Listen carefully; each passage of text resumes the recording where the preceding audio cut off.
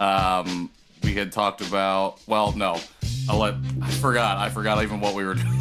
It was your idea, Patrick. I should have just stopped talking. All right, I'm taking it one more time. All right. You're listening to the Janchi Show, hosted by 3 Korean American adoptees diving headfirst into what it means to be adopted, Korean, American, and more. And now, here's your hosts, Nathan, Patrick, and KJ. Welcome back to the Janchi Show. I am one of your hosts, present as Nathan Nowak, along with KJ, but unfortunately, we are missing our third trio musketeer, Patrick Armstrong. Our third trio musketeer is musketeering away from us at the moment. Yes, but... So we're flying extra solo. Extra solo for the Janchi Show. However, it is not a solo Janchi Show. It was a guest show, which Patrick was unavailable for as well. But he came for the end, and that's, all we can ask. That's all we can ask for, right? Yeah, exactly. But he also edited this, so hey, I shouldn't give him too much credit. Yeah, he did his part. He just wasn't present for it. He's like, I'm just trying to live that remote life. That's okay. We all have lives, right? Technically. KJ's got his life. I've got my life. We have busy schedules, but we make time for the Janchi Show. So thank you guys for listening. Yes. How you been? You seem busy as well, though. So I just got a new job that I started yesterday. Nice. So when you're hearing this, if you're hearing it when this released, I started Monday. So yeah, I don't know. That's a lot.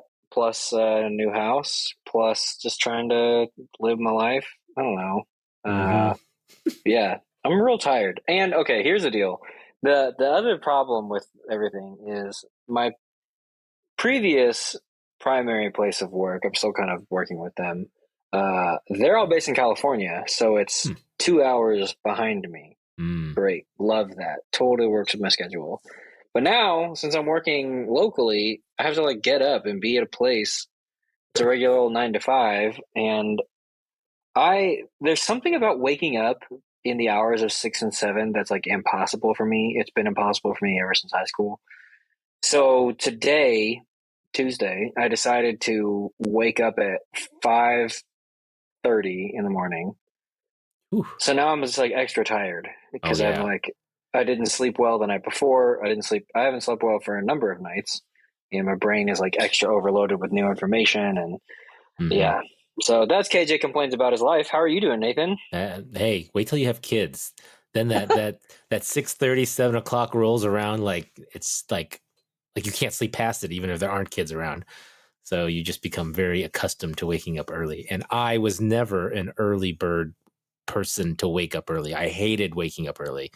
And now I cannot sleep past 7:30 at the latest, even when I'm on vacation by myself or something like that. So when was the last time you were on vacation with yourself? 2 weeks ago. Well, I guess, yeah, 2-3 weeks ago. I had to go to LA for that one day. Oh, gotcha. And so, yeah, I woke up that morning without, I guess, a schedule other than getting breakfast. So, okay. But it's rare. And it's actually funny because it's, I don't know, you just forget that you're alone sometimes, and you almost have phantom babies crying in the background sometimes. You just wake up and you swear you hear something and it's not there. But yikes. But that's my life. That's real fun. So. We need Patrick. This feels weird. Not that talking with you is weird. I just I really feel like a big part of us is missing. Where's the third? Yeah, the third person to chime in on the story? Yeah, Patrick's I've never done either of those. You get out of here, geese! Don't you dare come into my yard! We should just sit here and do our best Patrick impersonations. The only thing that I could really do for a Patrick impersonation is so when I'm editing, sometimes when he rolls in, it's his quote, his term of time to talk, I'll just be like, well, and I feel like the thing is about what you're saying is, and I totally agree, but I feel like what I think about the situation is, but he just has a long lead up to that. You know, that's my one take on what Patrick does, or he'll just yell really like that. So yeah, those are my impersonations of Patrick. Do you have anything? Oh gosh, I was trying to think of something. It's just the only thing I can think of is the way he eats at the end of the thing. Sometimes he just shoves the entire snack in his mouth, yeah. and I can't really imitate that right now. It's like, because you don't have. Yeah, food. I'm feeling that. Yeah, it's good. Oh yeah. Oh yeah. But that's What a bro. That's about it. We love you, Patrick. Yeah, but I don't know. We had a great interview, and even though Patrick wasn't there, I really enjoyed talking to Daniel and just hearing everything. Even though there was some audio issues, but I think you probably won't even notice people. So why am I even saying that? Or you will notice, like you notice that my audio sounds different because I'm using AirPods like a chump. But yeah, no, it was a great interview. He's listened to the show before because somebody he knows was on the show, and I think that's kind of how he found us. We got connected to Daniel through Shalise Gisaki by way of Adoption Mosaic. That's that point of connection, I think. Yeah. So shout out to Shalise. Shout out to Daniel. Thanks for being so incredible with your story and your time and working with us through all the audio technical difficulties, just a function of remote podcasting, but made it work, and we're really, really excited for you to hear the story. Definitely. So let's roll in with the clip as soon as I can find it. Here we go. All right, great. Take us there.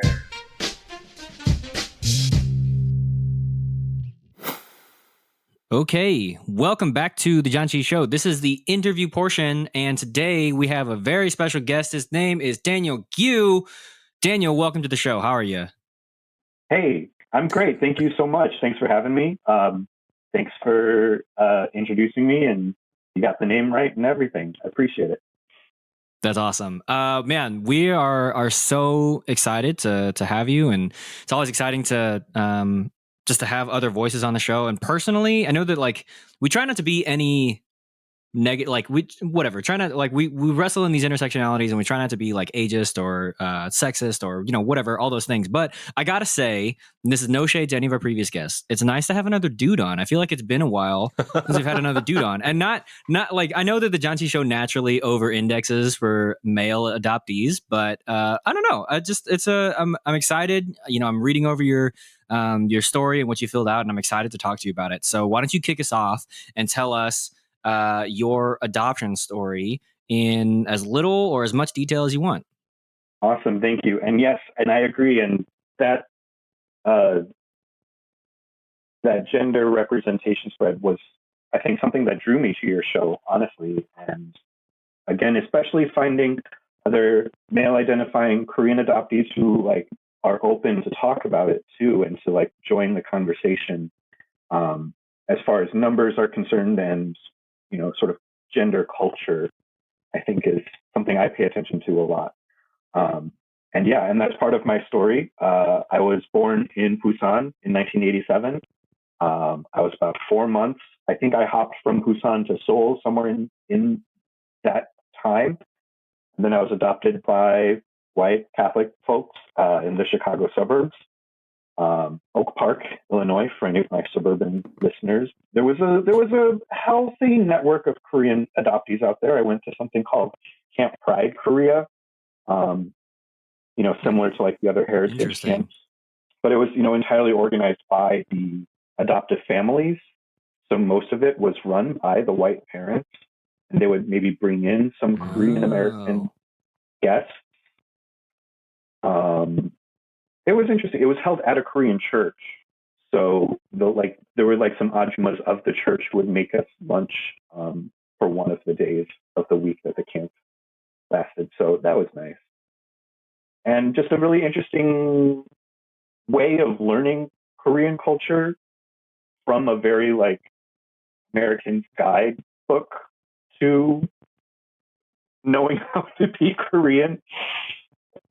Yeah, interesting. Was it also was there Christianity involved in there too, or was it mostly they tried to keep it just Korea tradition, culture, etc.? less religion, more just the setting that I think wanted to make the space available. Although, in terms of my adoption, Christianity was definitely part of it. In fact, one story I often tell is I went to a Lutheran grade school for kindergarten through 8th grade. My dad was Catholic, and he went and had a whole history in seminary. So I grew up in very religious context, but also different denominations of it. And so I had very mixed understandings of Christianity in its entirety. And also, I think up to about 3rd grade, I interchangeably believed that being adopted and being baptized were the same thing. Because there's the narrative of like, you're saved from darkness, you're welcomed into the house, so many months later. And yeah, that was something that kind of I reflect back on and like, yeah, I could totally see that. The baptism / naturalization / just the background behind most adoptive families. I mean, because I went to church too, so Wow, way to brag, bro. That's just that's just what they did. It seemed like that was the norm, I felt.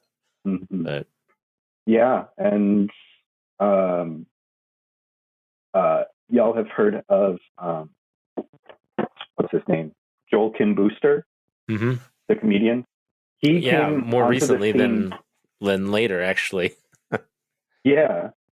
He started coming onto the scene just about the same time that I had the same narrative in my own mind where it's like I knew I was gay before I knew I was Asian, because that was the neighborhood I grew up in. And like, as far as being a teenager in a predominantly white high school, like I could only handle one struggle at a time. And the sort of color blindness that I kind of was encrusted in,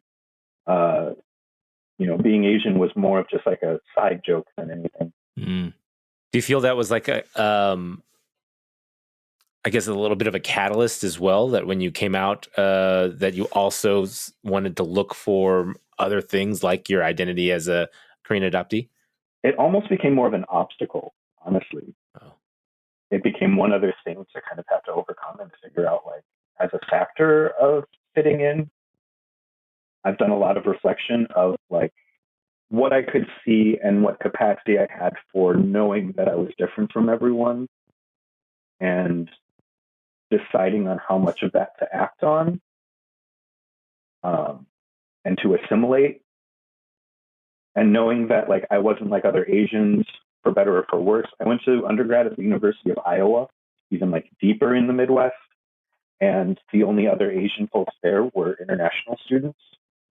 And so there was also like this contention, because I worked in the dorms, and so a lot of them would come from their international programs to live in the dorms and think that I was their welcome committee, and I couldn't speak anything for them. And so yeah, and it wasn't really until I moved out to Portland in 2010, which, I'm sure anyone who knows and has heard rumors of Portland culture, it has sort of a frontispiece of being very liberal, crunchy, grassy, weird city, and also really white. We've all seen Portlandia. We get it.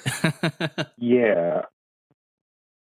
The whiteness is a real thing, and it took me a long time to like pull that veil back as well. And then it becomes this other battle of how do I hold space for myself and identify as a person of color, as an Asian American, as an adoptee.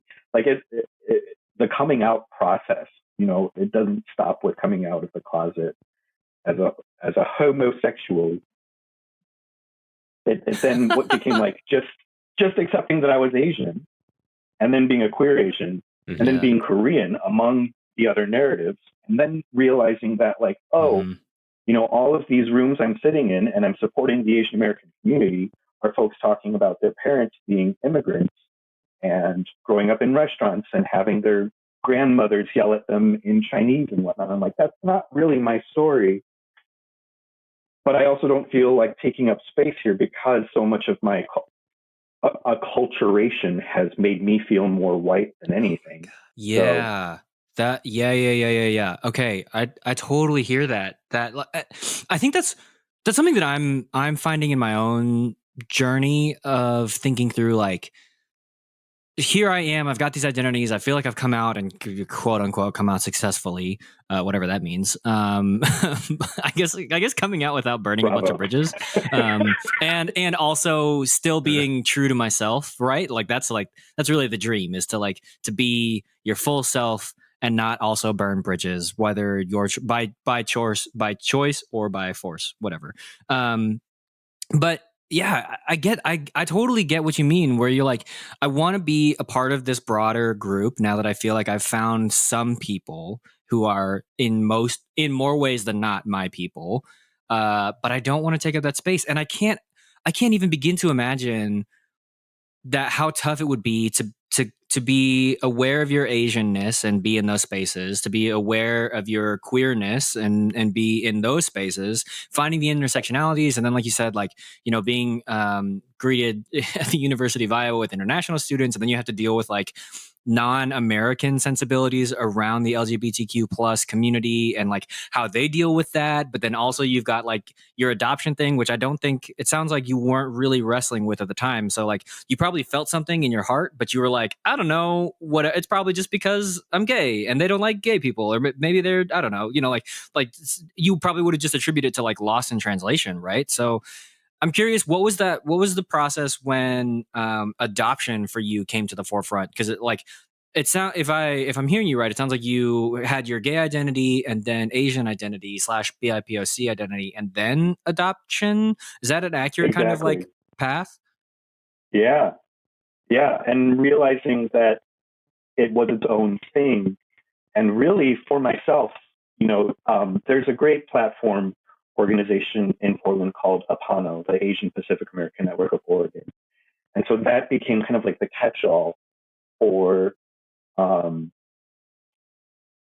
of a demographic of younger Asian American, kind of spanning millennial generations of educated young Asian people in Portland trying to do something for the community, et cetera. And I don't want to badmouth them, but the community, the one big conversation at Apano is to what degree we're sustaining this kind of model minority myth by concerning ourselves and putting so much energy into being politically correct, and recognizing all the aspects of social justice,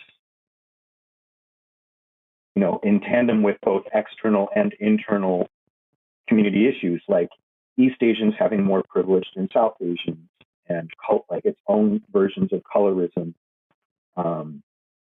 and issues that can be peeled into so many layers, and they're so complicated, that are so differently relevant now than they were 5 years ago, that it's none of us can keep up with it, and it's constantly evolving.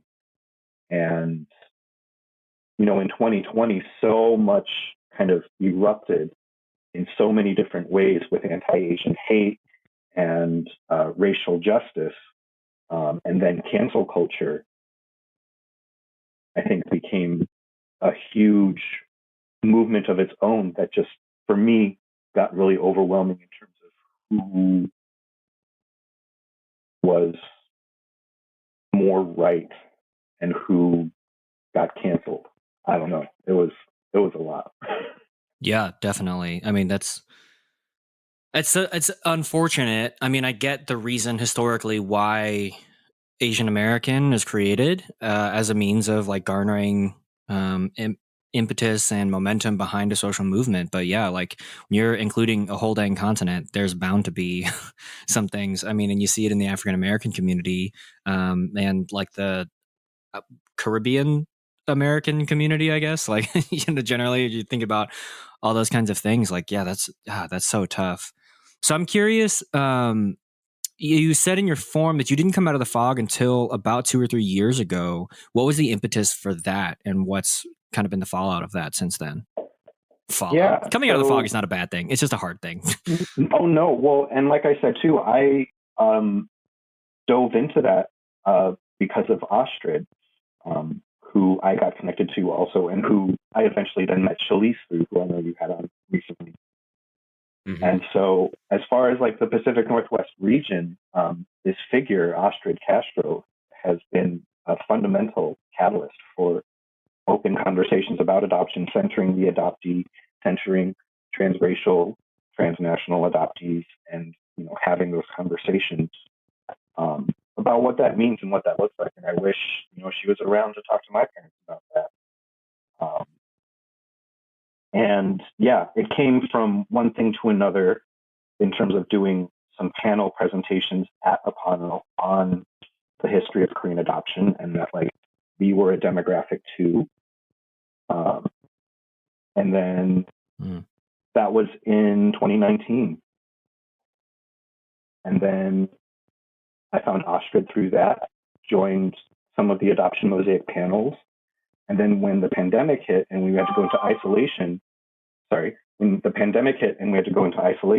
I joined a program that Astrid was doing, specifically having conversations with the white parents of transracially adopted kids.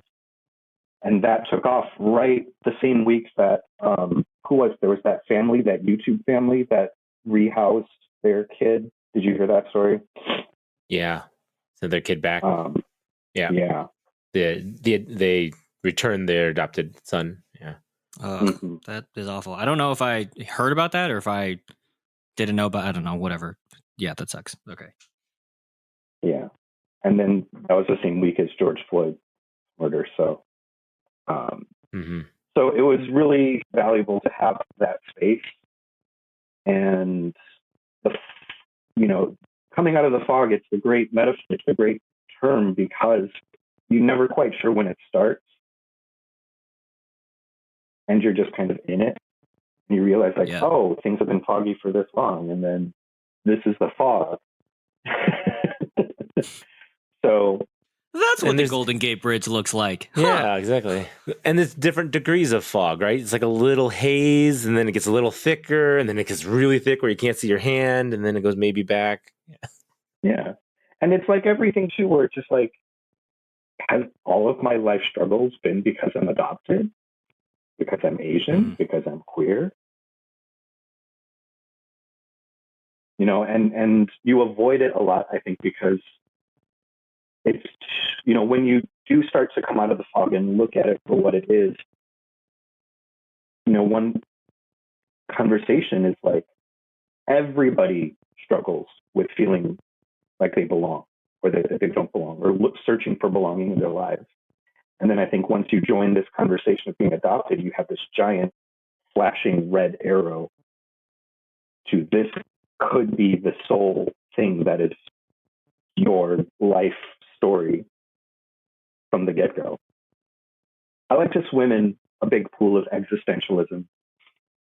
The pool of existentialism is a whole other podcast that I could probably start, because I also recently started listening to a philosophy podcast. And so now I'm thinking about like what the role of dialectic tension is especially in adoptees' life. And so that's a whole thing. We'll probably talk about that at another point, because it's really, really like brainy and out there. And I'm not even sure that I'm qualified to speak on it, even pretending like I know what I'm talking about. So yeah, that's a lot, man. Okay. So I'm also curious because I'm curious. I'm not sure that we have broached this subject because, to be frank, no one's really written it in their form. And if you don't want to talk about it, that's totally fine too. But you wrote that you cut ties with your family in June of 2020, and your adopted family. Sorry, your adoptive family, and there's a lot of identities that you hold in your body that like could be a reason for that in and of themselves, and that are often represented. But the fact you hold all of them in your body and still found the need to do that, that's tough. And it's 2 years on, but there's obviously still a lot of grief and pain and transition that happens then. But I'm wondering if you would just kind of tell us at least a little bit of that story, because I'm sure that is a fairly common and unfortunate reality, especially as adoptees, especially as a part of the queer community, for whatever reason, often with religious families. So yeah, if you wouldn't mind kind of sharing that process and helping me understand, because that's not a thing that I've had to go through, but want to gain that empathy and that that compassion, to grow, I guess, in that compassion for that. Recognizing that there's an archetype of like the ungrateful or the angry adoptee was actually something that I identified with, but also in its own strange way kind of empowered me, because it gave me more reason that this is a feeling beyond just my specific situation, and recognizing that the family I grew up in was pretty toxic. There's a long history of addiction in both of my adoptive parents' histories. And granted, they went sober before starting a family together. They had my older brother biologically, and he was born with complications. And so my mom couldn't have any more biological children after that. And the complications he was born with then later kind of evolved into some learning and behavior difficulties that only kind of fueled more of the issues around their sober addiction, which was just a lot of anger management problems. And so, painting a very sort of storybook picture of it, they remarkably resembled the Dursleys from Harry Potter. And that storyline felt Were you the very kid in the cupboard? familiar. Yeah, I identified strongly. They coddled my brother, and he also had some weight issues, and like there were so many other things that factored into my upbringing that I am grateful and I love my parents and my family for, undoubtedly. And sometimes the expression of love from one person can be toxic to another person, and especially in codependent relationships where history of addiction kind of plays that role. There's like some unfortunate barriers that just can't be breached, and sometimes people just have to do what it takes to protect themselves. And so that became kind of a decision on my part, especially after I moved out to the West Coast, and there really wasn't much reason to maintain our relationship. And then realizing that my whole experience in the family felt very much like Stockholm syndrome. Yeah, in a lot of ways, I kind of felt like I was the trophy child, kind of like the proof that like they could get it together and have a house with 2 kids and a picket fence and be a happy family outside the house. But indoors, it wasn't very familial. Yeah. I'm That sorry sucks, to hear man. that. Yeah.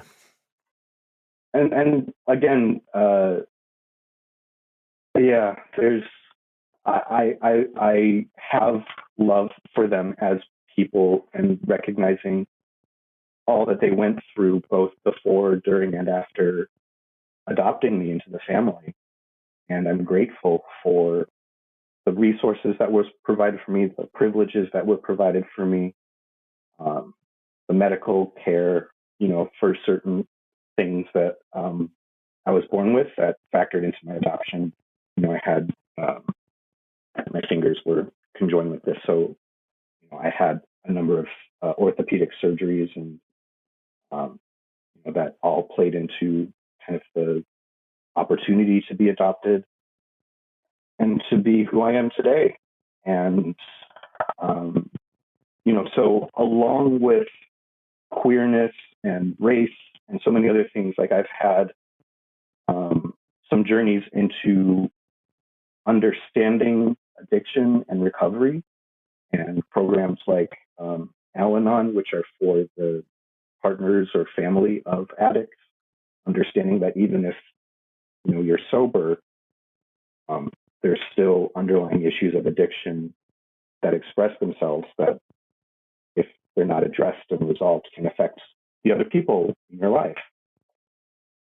And then taking the time to find my place in that relationship and recognize my responsibility to myself came with that kind of decision. And yeah, I struggle a lot through it, but also it felt like the right thing to do. And it was the first time that I actually felt empowered enough to hold that decision for myself. And I think it's especially tough, like when you're listed as like a special needs adoption, right? Because like I also had a bunch of surgeries to do with my hand, and so there's like this whole extra layer, I think, or this extra weight of like feeling the need to be grateful. And I think that also messes with your adoption story a little bit. Like, I don't know about for you. For me, I'm like, oh, well, maybe my birth parents would have kept me, but they couldn't, like, they didn't have the money to get me the surgeries, right? And like, if I was quote unquote normal, Exactly. then I would have been kept. And so that adds like a layer of grief and all those kinds of things, right? And so then you think about like with the weight of being a quote special needs adoption, and then also feeling angry, justifiably so, because of all of the trauma and all of your intersectional identities, and like just the history of like, especially with you with your family situation, like it's probably right and justified that you were angry. You had a lot of things to be angry about, and you had like a lot of things that like were properly like a righteous rage right within you. But then you're like, but also there's this archetype of like the angry adoptee, which for you found really empowering. You're like, oh, other people have done it, I'm not crazy. But yeah, that, Right. oh man, that's so much to wrestle with. And then you get into protests and the BLM movement and all that stuff. And you've written about now taking a break. And I think you put in your form recovering social justice warrior and figuring out those boundaries. So it sounds like you've had a little bit of practice really kind of establishing those boundaries, but then also having to put them in a new context and thinking through that and all that. And I know that, I mean, this show really was born out of at least for Patrick and I, George Floyd's murder plus COVID plus all of that stuff. And so there is like really like a social justice bent to the show, just because that's where our coming out of the fog story starts. So I'm curious for you, Totally. what's been that process for finding a boundary and engaging with these things that you care about in a way that helps you do it for the long haul, and not just like, oh, I'm super into it, now I'm burned out, and now I feel really bad about myself. And then like you get re-energized, and I'm super into it, now I'm burned out, without falling into that cycle. I am very familiar with that cycle. I think the more practice I get, the more I can kind of taper that cycle. Just again, practicing that self-awareness. And I live for these conversations. I live to be in affinity spaces and to be sharing these experiences and perspectives, but I don't depend on it. And I think recognizing the boundaries around things that I was passionate about, I always get carried away with. And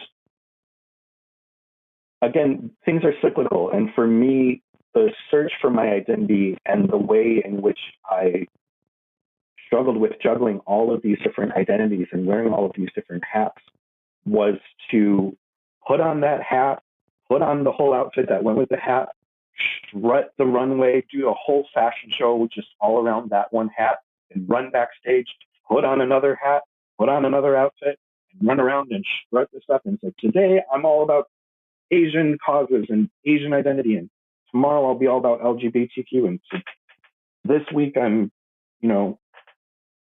running a marathon for disability. And it's dangerous because it thrives on your trauma. and you don't maybe realize that your trauma is what's behind your motivation to be a good person and to do good things and to engage yourself. But also because of the trauma, there's no bottom to that well. Huh. And especially if you've like had some kind of tangential experience with addiction, you know, even like codependency is its own form of addiction with relationships and with like validation and self-affirmation, self-esteem, all that stuff. And I fell into a lot of those categories.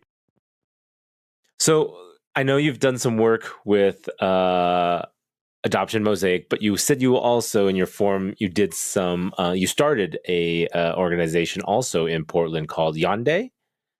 Can you tell us a little bit about that?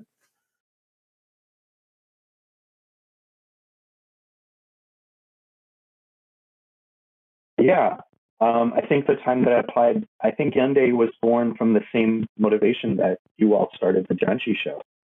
And several of the other organizers were part of that Korean Adoptee panel series that I helped organize for Apano back in 2019. And we had found community and family together as Korean adoptees, and realizing like the more and more time we spent together in conversations we had, that this was not just its own kind of identity, but also just the greater history of it and how it's tied into so many relevant conversations that came up in 2020. And so we saw ourselves as Korean adoptees as kind of straddling this interesting threshold between race and whiteness, and growing up in white families, but then being seen as Asian people. Having that kind of code switch empowered us to use the narrative of being a Korean and international adoptee as a way of sort of code switching and cross-translating these volatile conversations between white communities and Black communities and race as a construct and as a target. And in the midst of the anti-Asian hate from COVID.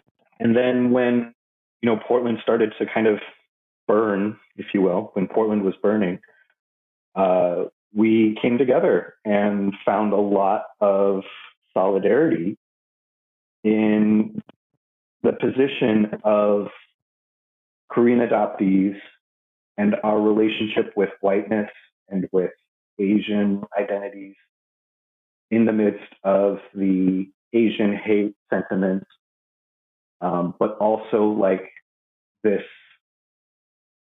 wall that seemed to exist between white people and people of color on topics of racism and violence. And we wanted to find a way that we could utilize Asian identity as an example of being people of color, while the rest of whiteness didn't necessarily see us that way, and holding that mirror up as a means of like advocating for the experiences of other people of color while not speaking for them. So, you know, it was just our way of trying to like embrace being the identity of being Korean adoptees in the midst of this Black Lives Matter movement, without trying to appropriate anything other than our own narrative for the sake of supporting these issues of like racial violence, while knowing that we also spoke the language, we spoke the code, we switched to codes to talk to our white parents, and we're in so much proximity to white power, for lack of a better term, that we felt a particular angle to access that. Yeah. And it's That makes still sense. going today. Yeah, it's still going today. I believe so. I dipped the end of 2020 going into 2021. There, like, Hyundai also took different angles towards looking at international adoption and abolition. And there was strong sentiments over kind of what directions we wanted to use that platform for. And so I agree with a lot of those sentiments, but my involvement was more in the local community building aspect of it. And I learned all about like catch and goal and con, and realizing that like there's so many more conversations and groups happening that it's just like, whoa.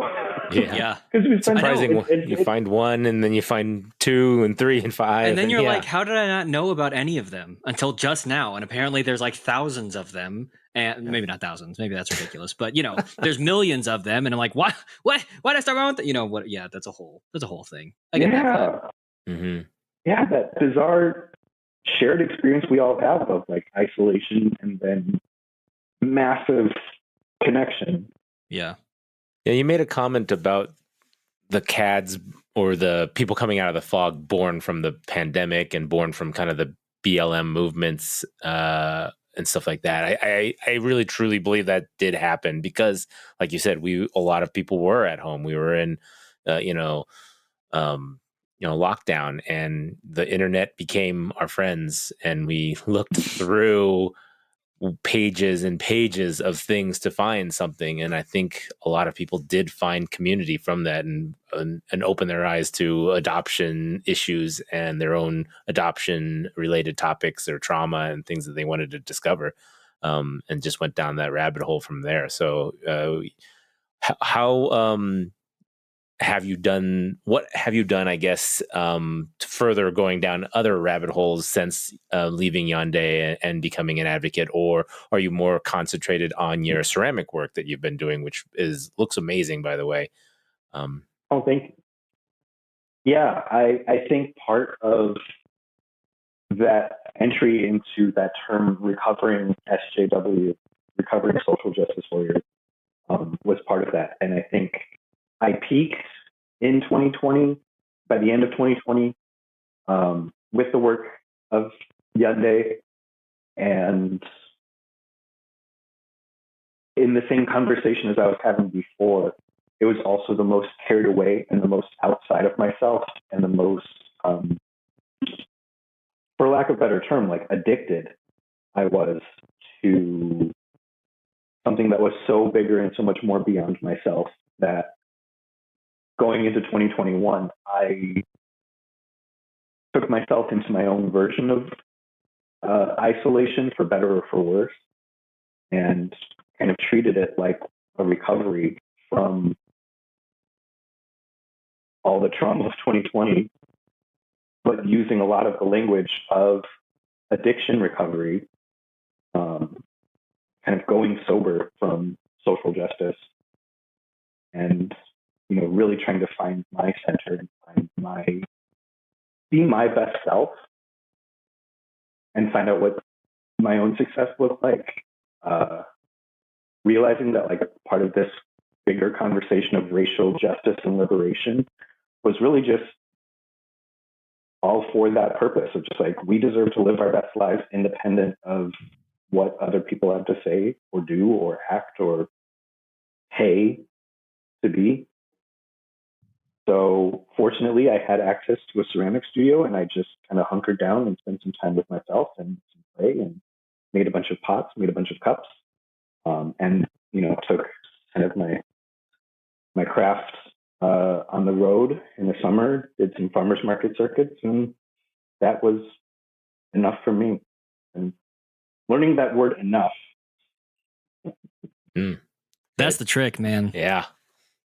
That is 1,000,000% the trick. And you've been so generous with your story, from filling out the form to what you've shared with us on the show. And it's a lot. All of our lives are a lot. Yours particularly so. Just with each story beat, I'm just like, man, that's a lot. That's like enough for a whole lifetime. And there's been a lot of self-examination and struggle, and it's been a whole journey. And I'm curious, what given your story and all of the context, like what are you celebrating right now and excited about looking ahead and the next kind of part of where you are? Absolutely. Thank you. Surprisingly, the thing that is going for me right now is that I've been back teaching. I teach at a local public high school, and I have a lot of disdain for the operations of public schools as institutions. No Are you saying that the surprise system there. of public school needs to be reformed and it's kind of broken? Go figure. Huh, Much less being interesting. an art teacher. That's a whole other episode. Yeah. Public art education, obviously something I care a lot about for all of these reasons, right? Making art has always been that kind of therapy, that kind of release and form of processing. And so the most that I can do for folks is just to be there in the classroom, and then, you know, talk about representation in some of the like weird racial dynamics of Portland and the whiteness of the neighborhood that I'm in and the school.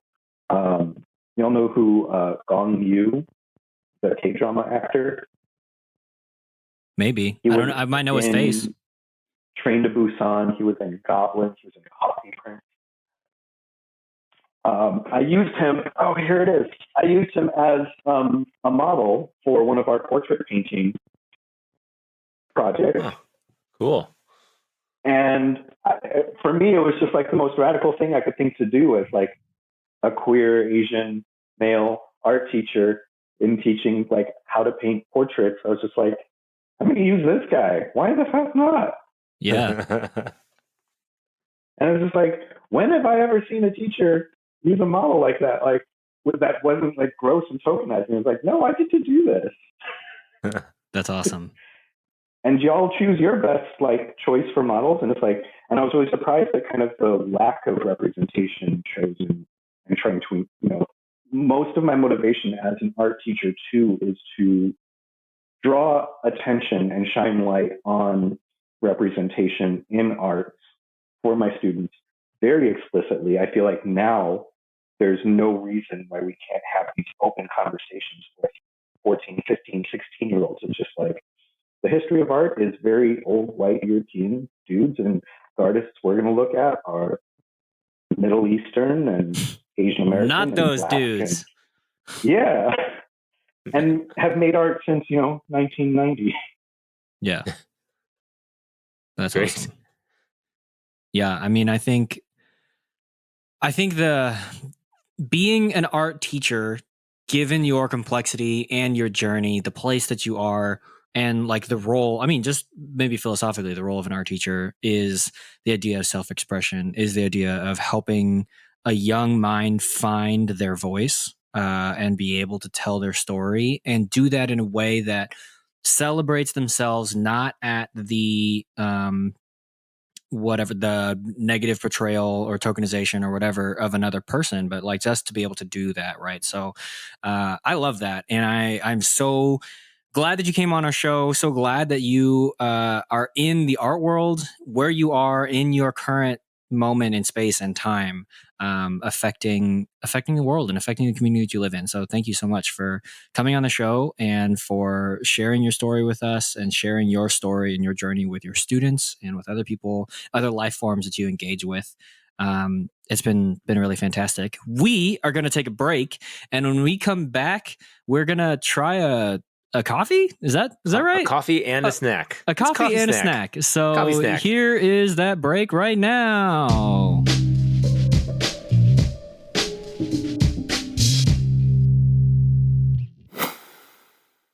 Welcome back to the Janchi Show. We are moving into our food portion. Food/drink, since we're going to have a little drink along with it because we might need it, because this one says spicy on it. So, I don't know. It could be not really that spicy, but did you find it, KJ? It does say hot spicy flavor. Yeah, so it does say hot, because Yeah. so they had different flavors that were non-spicy, and I've had those, and it just essentially tastes like seaweed and rice, which is fine. Mhm. But I wanted something with a little flavor to it.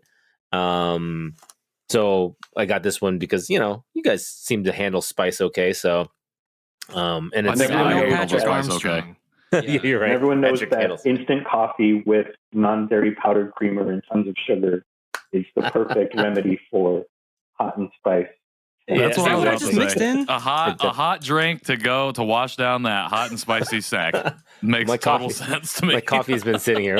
I wasn't planning on doing these two together at the same time, but it worked out. So, and this is made by Babigo, which is What'd you say? Made by who? Babigo. What is it pronounced like differently? We'll edit that in post. No, it's not. It's it just the way you hit it. Not to like shame you for your language. It No, just I really loved caught it. me. It really caught me off guard because it was like deeply American. So It was very American reading. I am reading things with that American. We did establish like- that. No, recently. not yes. even In a not even recent like episode. American. It was like deeply Oklahoman. Oh, okay. You know what I mean? Yeah. Babigo. Babigo. It's Babigo. Babigo. From the Italy. See, I come on the show and then this is what happens. It devolves into madness. Yes. So I apologize. Is this just me, or wow, I just tried some of that spicy stuff and it changed my voice completely? Is it just me though, or like when you all try to imitate a Korean accent, does it just sound horribly racist? For me, I think KJ is great at it. Well, he's had a lot of more practice with the language I than just us, watch a I lot think. of K dramas and then try to do what they do on the show. But that's also true of like, British accents. I watch British TV and I'm like, can I speak like that? No. But I thought you were gonna. it doesn't keep me from trying. I'm like, oh no, I'm a bake. I can't even do it. I listen There to you too much go. Australian stuff to do. Yeah, a now good it's British like my one. accents. My accents are the worst, and so I'm not going to try. Yeah, we Ever. haven't done accents on the show Yeah, in a I long know. time. Not in a while. Because I don't know of a Happened good a way to lot early do on. accents that are not problematic. Not super offensive. Yeah, Exactly. I feel like I'm the same way. I feel like just trying to even read the language is a monumental task. Just trying to learn Hangul for myself, and then to like sound those letters out. I want to work on because I know it's a lot of mouth sound, like the way your mouth forms. Oh, really? I Languages honestly in your kinda mouth? Wait, are you saying that you rings speak Wait, with your mouth? Yo, interesting. There's not it- KSL? Or would but it it be like HSL? that I don't know. almost forces the accent out. I think sometimes for me when I'm trying to practice. So it does feel weird. It feels unnatural, even though I feel like it should feel natural. Unfortunately, it does not. Right. Well, and like a la Kim's Convenience, there was like people That episode had with mixed Janet. feelings about that. Yeah. Well, and even just the actors, like being fluent Oh. English speakers, but then imitating the Korean accent on top of that. Yeah, I feel like I had heard some talk about that a little bit. There's like a lot of problems. not enough for me to really be able to intelligently speak on it, but A lot of problems behind the scenes with Kim's Convenience. As much as I love the Yeah. show, I think in its creation it was yeah. an issue. All right, But so now Simu Liu is exploding. Yeah. yeah, he is literally exploding. just exploding Simu everywhere. Okay, so we're jumping in with Bibigo's seaweed crisps. Yeah. Kim Spicy. The hot, spicy flavor. There are other flavors, but this was the one that I got. Hot spicy. That's amazing. I'm curious. I read It that says too. authentic, modern, authentic Korean. Is this What? a thing? Where? I mean, is this other than, being, here that, I bought it here. Is this a thing that they actually made in Korea is what I'm asking. I mean, guess. Bibigo is usually a good brand for that. Yeah. So Yeah. Because there's a little picture on the back of it where it shows like an illustration of these little things being made in like an authentic looking oven. And I'm wondering if that's a thing where they just put, seaweed on top of rice, flattened it down, and then baked it so that it was crispy. what I are you mean- looking at? Mm. Well, it looks like they pull it directly from the ocean on their boat, and then it goes right into the oven on the Right. boat. I Wait, think yeah, is how hold they on. make Hold it. up your package again. There's a little story on the back, and again, don't I- It would take me Uh-oh. probably 40 minutes to translate the Hangul. So Oh, interesting. I'm I not only gonna have do that. one picture. None on yours. Man, hilarious. Weird. now I Different feel packages. left out of the cool people's group. Hey, try one. I'm of these. even more You're the like one so who yours needs the have- pictures. Yeah. So yours As we has all know, like an actual layer of rice cracker. Yeah, so on the Yeah. bottom of the seaweed, there's a little layer of rice. That's the difference. I think that's why these are crisps. I Yeah. think what you got is Daniel, yeah, hold just up the regular yours. Yeah, I Yours looks like got a the kind of spicy packaged nori. crisp, just the seaweed nori. Yeah, but Yeah. this Yeah, one yeah. is advertised with like a lot of hot and spice situation, and when I opened it, like the oil is like dripping out. Oh, Oh, wow, dang. it's oily. Interesting. So I will say I like this Yeah. package because it has a top tear and then Yeah. a mid tear. I think we've talked about this Oh. before, Ooh. but with like big bags of chips, Yep. like I'll cut the bag Yep. when it gets a certain point, so I don't get the dust, chip Yeah. dust all over my hand, Or seaweed That's oils. clever. or the seaweed oils. Yeah. All right, I'm in my Okay. fourth chip already, and I have to say these are great. I have to say that the coffee that we haven't spoke of yet tastes like hot chocolate. It does comes not taste next. like coffee. Oh, mine's not hot. Well, I can smell the spice. My coffee is cold because I made it a long time ago, so it actually works well with this. Did you start it cold or start it hot? Yeah. Okay, so I don't know what your package says, but the Hangul says mocha cold. So Oh, this is a mocha one? Okay, that makes sense. yeah, so it says mocha. Well, maybe if you pulled out your flashcards, you could have read it and be like, Oh my gosh, I don't have 3 This is all hours to Konglish. translate. Well, you should have booked 3 hours, man. This is the work I of a didn't realize content I was creator. gonna have to work so far away. It says mocha cold mild Mm. and then copy mixer. So it's Yeah, I read cold, the. cold mocha, whatever the heck mild is. I don't know what a mild mocha flavor is. Have And you then guys had coffee any mix. like other Korean coffees before?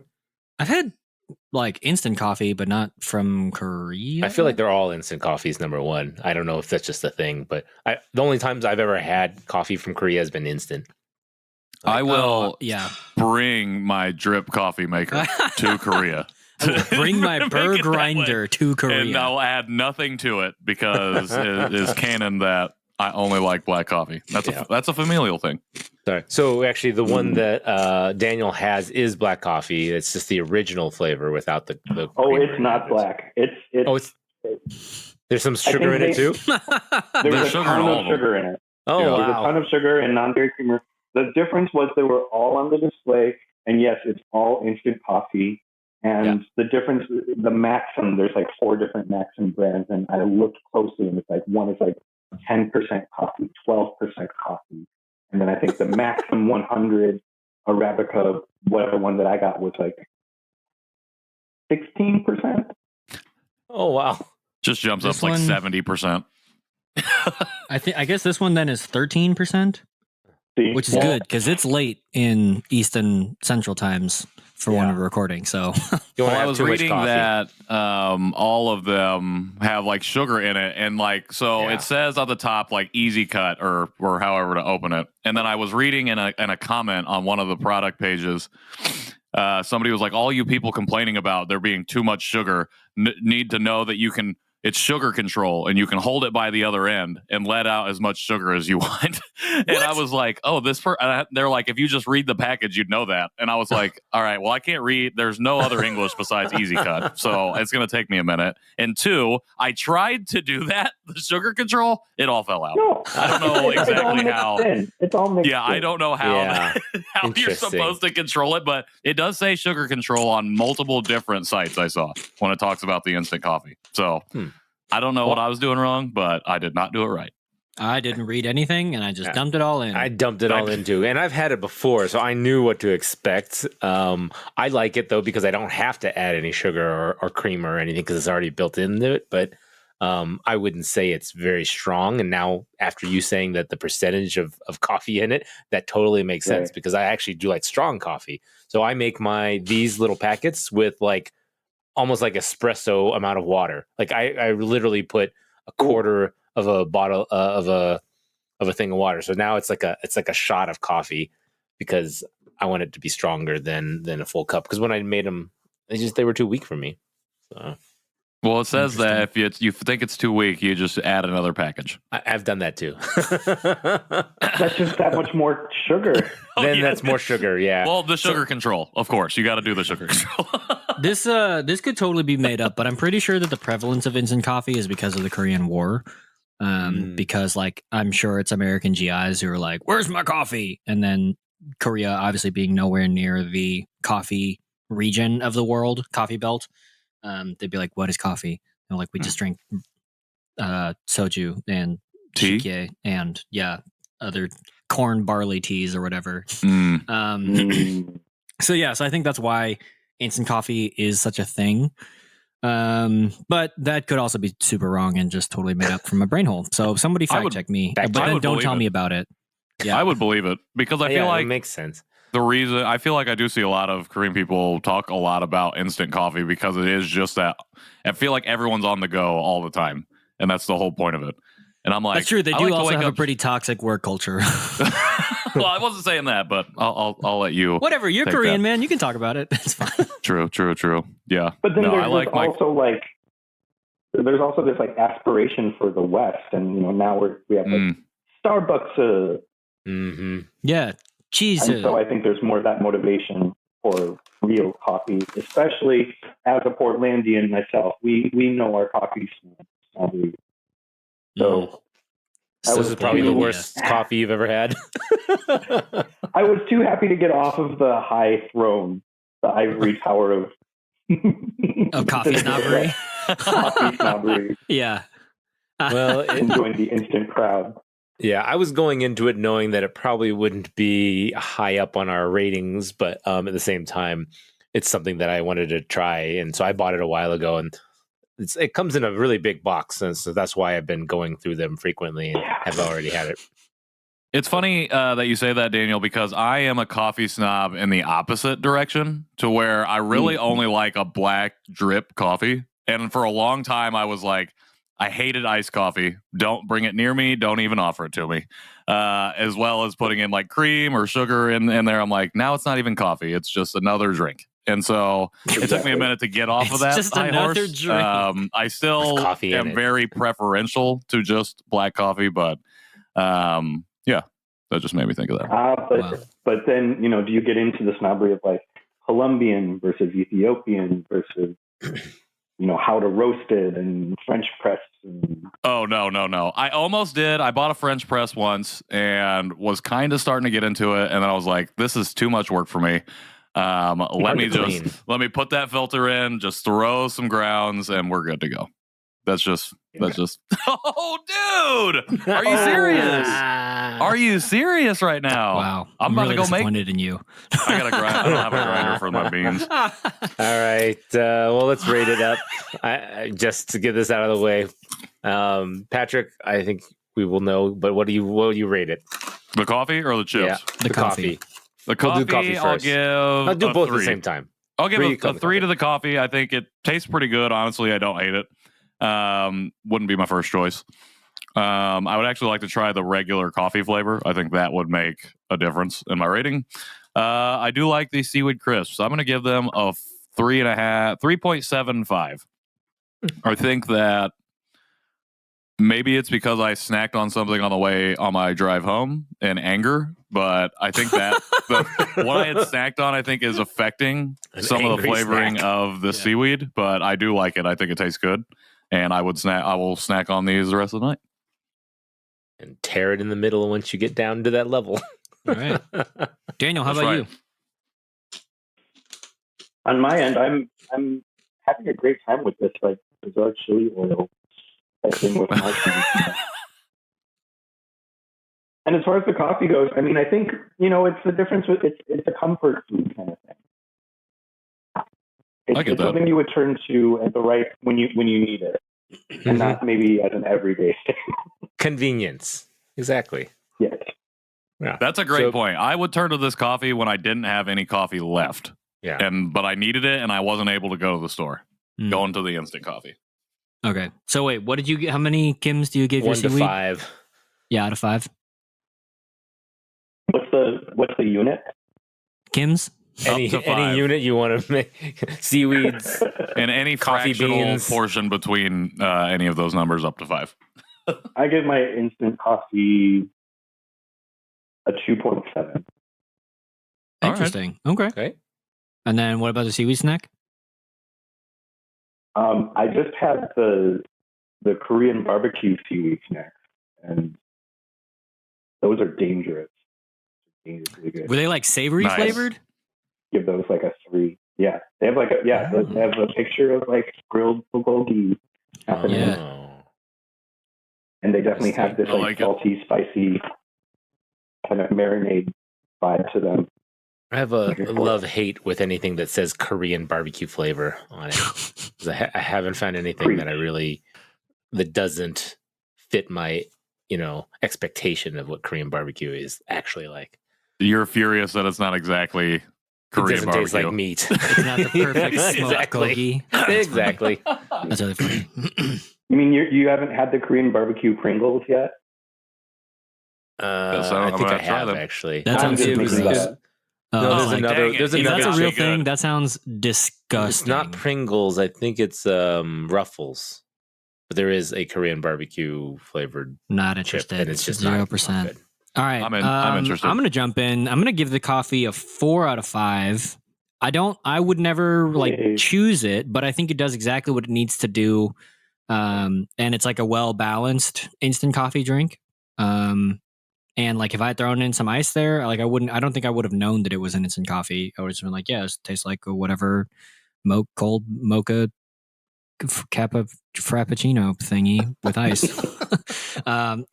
Don't make me spit on I did not mean to make you spit tape, but that would have been awesome. And then for the seaweed thing, the Kim snack, I would give this a 5 out of 5. I think it's delicious and wonderful. The hot and spicy flavor, much like the shrimp chips from way early on in the show. It's not that hot or spicy, so like just gives it an extra dimension of flavor. I like just like the plain seaweed crisps. Like I like having that on the side with a bowl of rice. So like the fact that it does it for me is perfect. And yeah, so easy 5 out of 5. This is a great snack. Would recommend. Rare Plus 5 the out tear of 5. off. The tear off at the middle section, they just get me, That's a clutch. That's a clutch It is addition nice. to the product. It is. BB way to go, y'all. They know what they're Babigo? doing. Way to go. Babigo? Would you go? Babigo. All right, Nathan, bring us home. So yeah, I'll start with the coffee. I give it a 3 out of 5. I like the convenience of it, but I wish it was stronger. And yes, I could add 2, but I didn't actually know about that sugar trick. I think it's a lie. Yeah, I'll try. I think it's a Look it up. lie. No, I think it's a lie to make you try to like keep buying it and like try to like be good at it, but like it's actually impossible, and that's their marketing scheme to make you Oh, keep that guy buying is it. just the same person on every Yeah. different. He's just leaving that same review. Yeah. You fools! You're not doing the sugar control. I will try it, Because but there's it does special seem to. labeling on the shipping packages that says like always keep this end up, and we'll always keep the coffee crystals at the very top of the sleeve. That's It's true. impossible. I need to it's see the fine. shipping Yeah. on those boxes. No way. I need to see the instructions. But if that they're come with it. bigger, heavier crystals, so maybe if you shake it around a little bit, it'll come to the top. I don't know. I'll give you It's some like, reviews but the on that. science. The science the of it, the density. I don't know. I'll try. But yeah, I like it, but I need it to be stronger because I need my caffeine because I got 3 kids. The seaweed crisps, I'm gonna give a 5 out of 5 too because it's got the right amount of crispy, crunchy, the good balance of the seaweed and the rice, and then the spiciness. I think that's it's not too much of anything, so I like the balance of it. And yeah, I don't know. I will try to save some for Allison. All right. Well, Daniel, again, thank you so much for coming on the show. Where can people connect with you if you're open to that and they're open to that? Yeah, well, and again, thank you so much for creating this platform and keeping things going, and yeah, having the space to share my existential navel gazing Asian. That's the subtitle of the Queer show. The experience. Janchi Show, Existential Navel Gazing. Here for it. And I guess, yeah, my Instagram is at new.Daniel Gyu, Gyu. And I'm not the most terribly active Instagrammer as far as being a professional artist goes, but I'm trying to be better at that. So follow me there. That's about it for me. Yeah, thank you guys so much. If you're in Portland, go buy some of his cups. Those look really cool. Yeah. Yeah, go buy his cups. Ceramics. Go buy some ceramic. Amazing. Well, you can find us at the Janchi Show. Just don't. No, you do